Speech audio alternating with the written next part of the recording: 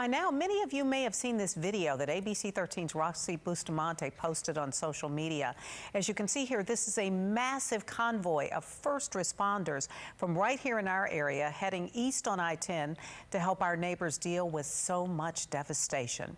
Roxie is joining us live right now in Orange, which is one of those towns hit really hard. And Roxie, I have to confess to you, I got pretty emotional when I saw this video.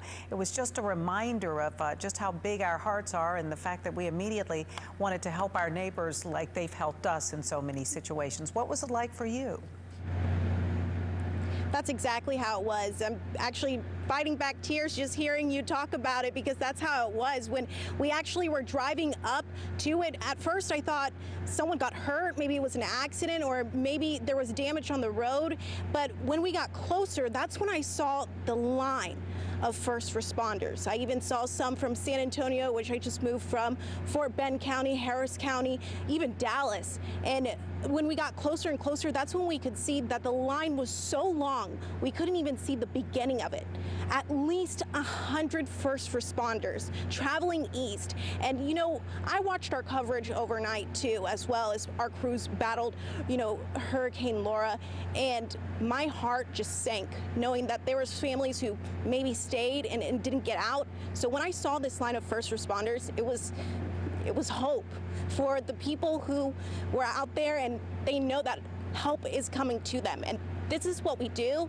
And it was just one of those moments where we didn't want to get in their way, right? But I also wanted to capture it and let people know that we are here. We're going to help them rebuild, and help is coming. And also thank you to the first responders, because they were ready to respond. As soon as they could, they were there. And I'm telling you, at least 100 first responders. In fact, we see Texas A&M task force actually was out here just a minute ago assessing the area. So we do know that they did stop by here, and we know that they're heading out to some of the southeast Texas, and then of course Louisiana, cities that got hit the hardest. We're here in Orange, obviously Texas, and we see a man here. He's kind of looking at some of the damage as well. Some of the residents slowly coming out here and seeing kind of the damage.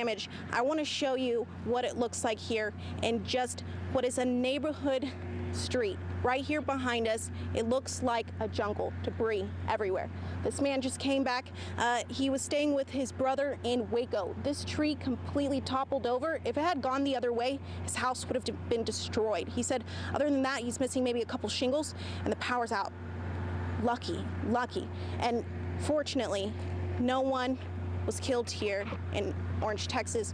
Unfortunately, that's not the case for other cities. So that's why so many residents here say, despite all this destruction, they feel blessed. So it is now time to clean up, and we're going to help rebuild.